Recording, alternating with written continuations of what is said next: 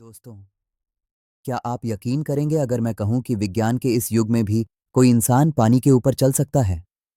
वक्त था रात के 2 बजे का। शमशान के सन्नाटे के बीच बहती नदी और चारों तरफ छाया घना कोहरा। भैरव, एक ऐसा नास्तिक युवक जो ईश्वर को नहीं मानता था, लेकिन उस रात उसने अपनी आंखों से कुछ ऐसा देखा जिसने उसका पूरा वजूद हिलाकर रख दिया। नदी की लहरों पर खड़ा एक रहस्यमयी अघोरी। लेकिन दोस्तों, यह तो बस शुरुआत थी। उस अघोरी ने भैरव की 10 ऐसी अग्नि परीक्षाएं लीं जिन्हें सुनकर ही आपकी रूह कांप जाएगी। जरा सोचिए, पानी का सोना बन जाना, एक पल में 100 साल बूढ़ा हो जाना और साक्षात यमराज से बात करना। क्या भैरव इन 10 जानलेवा परीक्षाओं से बच पाएगा, या उसका अहंकार उसे हमेशा के लिए ले डूबेगा? माघ महीने की यह अद्भुत कहानी आपके रोंगटे खड़े कर देगी। अगर आप भी मानते हैं कि इस दुनिया में ईश्वर और चमत्कार मानते हैं, तो अभी इस वीडियो को लाइक करें, चैनल को सब्सक्राइब करें और कमेंट में हर हर महादेव लिखकर अपनी हाजिरी जरूर लगाएं। तो चलिए शुरू करते हैं माघ के तिलिस्म की यह दास्तां। कड़ाके की ठंड थी। समय था रात के 2 बजे का। गंगा नदी के किनारे बसा रामपुर गांव घने कोहरे की चादर में लिपटा हुआ था। कोहरा इतना घना था कि इंसान को अपना ही हाथ दिखाई न दे। शमशान घाट के पास से गुजरते हुए गांव के सबसे उद्दंड और नास्तिक युवक भैरव की हंसी गूंज रही थी। भैरव अपने दोस्तों से कह रहा था, अरे कौन कहता है कि इस ठंडे पानी में नहाने से पाप धुलते हैं? मैं तो कहता हूं, जो इस ठंड में नहाए वो बेवकूफ है। तभी हवा का रुख बदला। शमशान की राख हवा में उड़ने लगी और नदी के पानी से एक अजीब सी आवाज आई, जैसे कोई भारी कदमों से पानी पर चल रहा हो। छप छप छप। भैरव रुका। उसने टॉर्च की रोशनी नदी की ओर मारी। उसकी आंखों ने जो देखा उस पर यकीन करना नामुमकिन था। नदी के बीचों बीच पानी की लहरों के ऊपर एक जटाधारी साधु खड़ा था। साधु के पैर पानी में डूब नहीं रहे थे, बल्कि सतह पर ऐसे थे जैसे जमीन पर हों। साधु के शरीर पर भस्म रमी थी और उनकी आंखें अंगारों की तरह चमक रही थीं। भैरव कांप गया, लेकिन उसका अहंकार अभी भी जिंदा था। उसने चिल्लाकर कहा, ओ बाबा, ये कौन सा जादू दिखा रहे हो? पानी के नीचे कोई लकड़ी छिपाई है क्या? साधु जोर से हंसे। उनकी हंसी से नदी का पानी कांपने लगा। साधु बोले, भैरव, तू सत्य को जादू और विश्वास को पाखंड समझता है। आज पौष की शुरुआत है। अगले 10 दिन तक तू न सो पाएगा न जाग पाएगा। जब तक तू इस नदी के रहस्य को नहीं समझ लेता, ये कोहरा तुझे छोड़ेगा नहीं। जैसे ही साधु ने ये कहा, चारों तरफ का कोहरा एक दानव की शक्ल लेने लगा और भैरव की ओर बढ़ा। भैरव भागना चाहता था, लेकिन उसके पैर जमीन से चिपक गए थे। साधु ने फिर कहा, अगर बचना चाहता है तो कल ब्रह्म मुहूर्त में इसी घाट पर आना। तेरी पहली परीक्षा वहीं होगी। इतना कहकर साधु पानी में ऐसे विलीन हो गए जैसे कभी थे ही नहीं। भैरव पसीने से तरबतर वहीं गिर पड़ा। क्या यह सपना था, या माघ के महीने का पहला चमत्कार? रात भर भैरव को नींद नहीं आई। उसकी आंखों के सामने बार बार वही पानी पर खड़ा साधु और वो डरावना कोहरा आ रहा था। डर और जिज्ञासा के मारे अगले दिन सुबह 4 बजे वो उसी घाट पर पहुंच गया। घाट पर कोई नहीं था, सिवाय एक विशाल सूखे हुए बरगद के पेड़ के। भैरव ने इधर उधर देखा। बाबा, मैं आ गया हूं, कहां हो तुम? तभी उस सूखे बरगद के पेड़ से आवाज आई, पत्तों की सरसराहट नहीं, बल्कि स्पष्ट इंसानी आवाज। आ गए भैरव, तेरी पहली परीक्षा है, सत्य का सामना। भैरव चौंक गया। कौन कौन बोल रहा है? पेड़ की जड़ों के पास वही साधु ध्यान में बैठे दिखाई दिए। साधु ने अपनी धूनी जलाई और भैरव को इशारा किया कि वो आग में देखे। साधु बोले, भैरव, तूने जीवन भर झूठ बोला है। आज यह पवित्र अग्नि तुझे तेरा सच दिखाएगी। भैरव ने जैसे ही आग की लपटों में देखा, उसे चक्कर आने लगा। उसे आग के अंदर अपने बचपन की तस्वीरें दिखने लगीं। उसने देखा कि कैसे उसने एक बार एक गरीब का पैसा चुराया था, कैसे उसने अपने बीमार पिता को झूठ बोला था। हर वो पाप जो वो भूल चुका था, आग में एक फिल्म की तरह चल रहा था। सबसे डरावनी बात यह थी कि उन दृश्यों में जिन लोगों को उसने धोखा दिया था, वे आग से बाहर निकलकर उसकी ओर हाथ बढ़ा रहे थे। भैरव चिल्लाया, बंद करो इसे, मैं ये नहीं देखना चाहता। साधु की आवाज गूंजी। क्यों डर रहा है? ये तो तेरा ही अतीत है। माघ का स्नान शरीर को बाद में धोता है, पहले आत्मा को निचोड़ता है। तुझे लगता था कि कोई नहीं देख रहा। ये प्रकृति सब देख रही थी। इस पेड़ ने, इस हवा ने, इस नदी ने, सब गवाह हैं। भैरव घुटनों पर आ गया।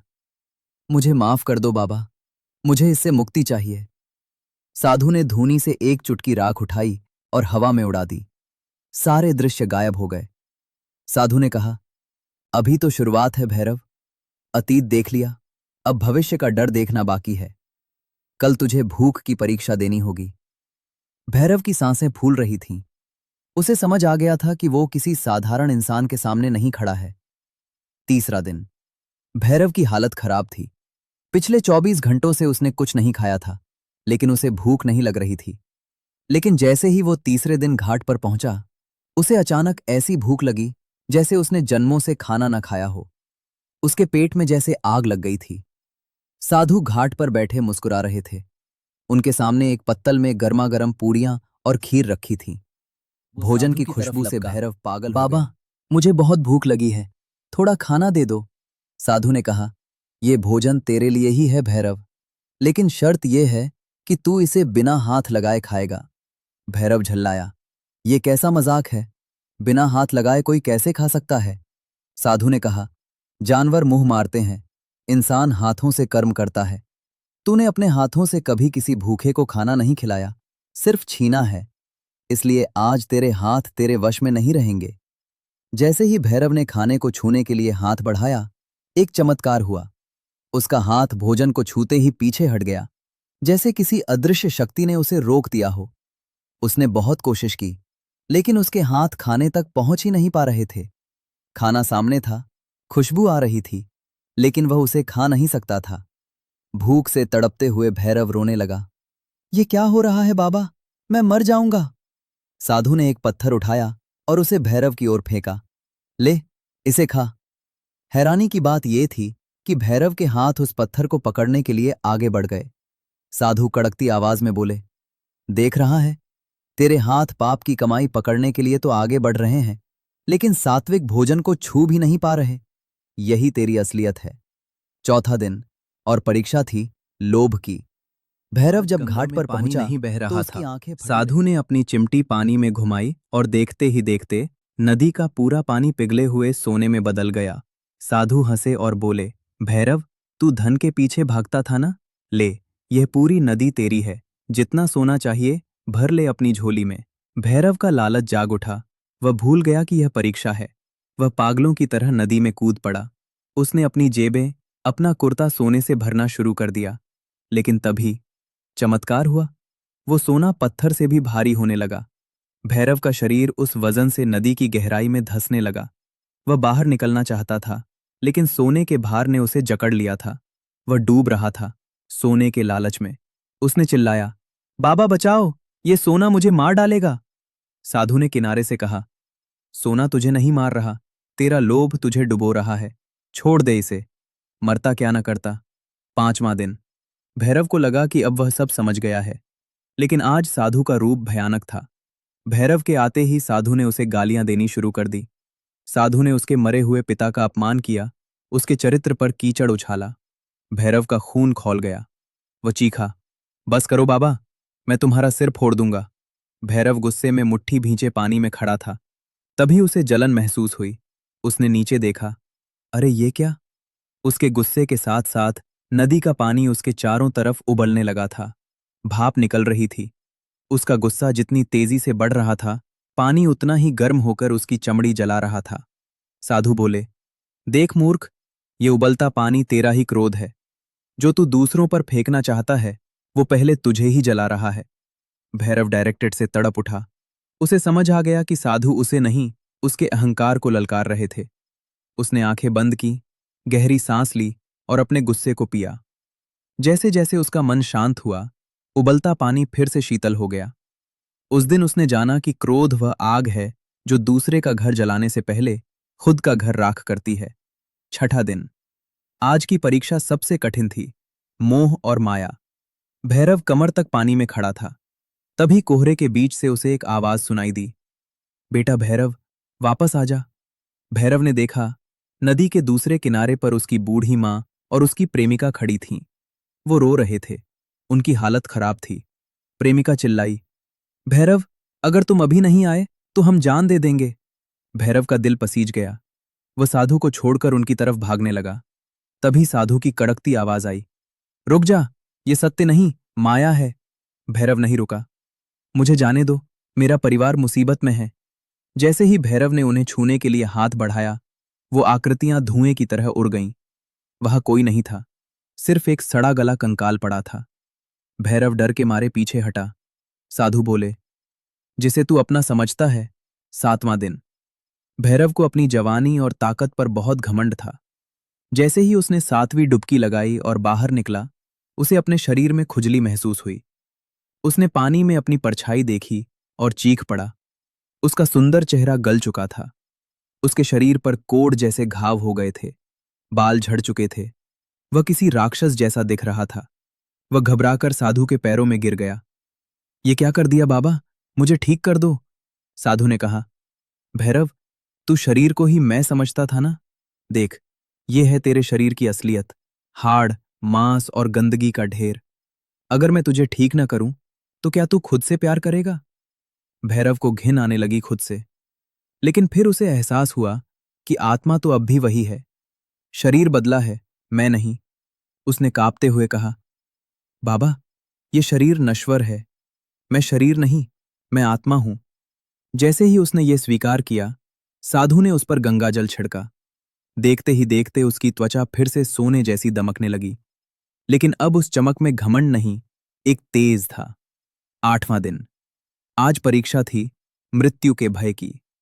भैरव ने जैसे ही डुबकी लगाई, वह पानी से बाहर नहीं आ पाया। उसे लगा कि किसी ने उसके पैर पकड़ लिए हैं। वह पानी के अंदर खिंचता चला गया, गहरे अंधकार में। वहां उसे सामने 2 जलती हुई लाल आंखें दिखीं। साक्षात यमराज का आभास।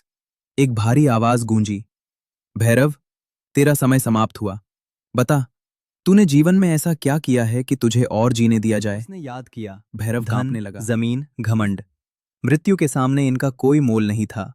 उसके पास बताने के लिए एक भी पुण्य नहीं था। वो गिड़गिड़ाया, मुझे एक मौका और दो, मैं जीना चाहता हूं। तभी उसे साधु की आवाज सुनाई दी, जीना तो हर जानवर चाहता है भैरव, पर सार्थक जीवन वही है जो दूसरों के काम आए। अचानक एक झटके से भैरव पानी के बाहर आ गया। वो जोर जोर से सांस ले रहा था। उसने मौत को करीब से देखा था। आज उसका जीने का मोह नहीं, बल्कि व्यर्थ जीवन का पछतावा जाग गया था। 9वां दिन। परीक्षा थी काल की। साधु ने कहा, भैरव, तू हमेशा कहता था कि कल करूंगा, बाद में करूंगा। आज देख समय की रफ्तार। भैरव ने नदी में डुबकी लगाई और जब वो 1 मिनट बाद बाहर निकला तो कहर टूट पड़ा। उसका शरीर बूढ़ा हो चुका था। दाढ़ी सफेद, कमर झुकी हुई और हाथ कांप रहे थे। उसने घाट पर देखा, सब कुछ बदल चुका था। वो पुराना बरगद का पेड़ गिर चुका था। गांव खंडहर बन गया था। वो चीखा, ये क्या हुआ? मैं तो बस एक डुबकी लगाने गया था। साधु, जो अब भी जवान थे, बोले, पानी के अंदर तेरा एक पल बाहर के 100 सालों के बराबर था। तेरा सब कुछ खत्म हो गया भैरव। तेरे दोस्त, परिवार, दुश्मन सब मिट्टी हो गए। तेरे पास अब सिवाय पछतावे के कुछ नहीं बचा। भैरव रो पड़ा, मैंने अपना जीवन बर्बाद कर दिया। काश मैंने समय की कद्र की होती। जैसे ही उसकी आंखों से पश्चाताप का आंसू गिरा, साधु ने चुटकी बजाई। सब कुछ पहले जैसा हो गया। भैरव फिर से जवान था। उस दिन उसने सीखा कि कल कभी नहीं आता। जो करना है, अभी करना है। 10वां और आखिरी दिन। मकर संक्रांति का महापर्व। आज भैरव के चेहरे पर न डर था, न सवाल। एक अजीब सी शांति थी। साधु मुस्कुराए, भैरव, तेरी परीक्षाएं पूरी हुईं। आज तू नदी में अपनी अंतिम डुबकी लगा। आज तुझे वो मिलेगा जो राजाओं को भी नसीब नहीं होता। भैरव ने हाथ जोड़े, नदी को प्रणाम किया और धीरे से पानी में उतरा।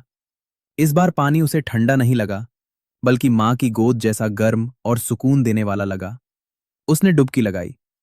पानी के अंदर उसे एक दिव्य प्रकाश दिखा। उसे लगा जैसे उसका शरीर पानी में घुल गया है। उसे परम आनंद की अनुभूति हुई। जब वो बाहर आया तो वो पुराना भैरव मर चुका था। एक नया योगी जन्म ले चुका था। उसने घाट पर देखा, साधु गायब थे। वहां कोई नहीं था। साधु के आसान पर सिर्फ वो काला पत्थर रखा था जो पहले दिन दिया गया था। लेकिन अब वो पत्थर काला नहीं, बल्कि हीरे की तरह चमक रहा था। भैरव समझ गया, वो साधु कोई और नहीं, स्वयं महाकाल थे जो उसे राह दिखाने आए थे। और वो काला पत्थर उसका अपना हृदय था, जो अब पवित्र हो चुका था। भैरव ने वो चमकता पत्थर उठाया, आकाश की ओर देखा और मुस्कुराया। उसकी यात्रा पूरी हो चुकी थी। दोस्तों, भैरव की यह कहानी हम सबकी कहानी है। हम भी अपने अहंकार, लोभ और क्रोध के पत्थरों को लेकर जीवन भर डूबते रहते हैं। इस माघ के महीने में क्या आप तैयार हैं अपने अंदर के भैरव को बदलने के लिए? अगर ये कहानी आपके दिल को छू गई हो तो कमेंट में हर हर गंगे या जय महाकाल जरूर लिखें। ऐसी ही रहस्यमयी कहानियों के लिए चैनल को सब्सक्राइब करें। आप सभी को मकर संक्रांति की